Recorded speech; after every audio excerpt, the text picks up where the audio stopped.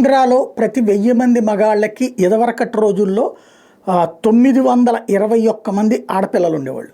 వాళ్ళ పెళ్ళిళ్ళ లెక్క లేదా ఈక్వేషన్ లెక్క వేసుకుంటే కనుక 921 మంది ఉండేవాళ్ళు. ఇప్పుడు అది 944కి పెరిగింది. 2014-15 ఇది 2023-24 నివేదిక. అంటే దగ్గరగా 9 ఏళ్లలో ఈ మార్పు సాధ్యమైంది. 921 నుంచి 944కి పెరగడం అని.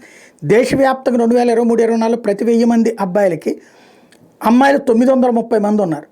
దాంతో పోల్చుకుంటే ఆంధ్రాది ఎక్కువ. 2014-15లో ఈ సంఖ్య 918 ఉంది.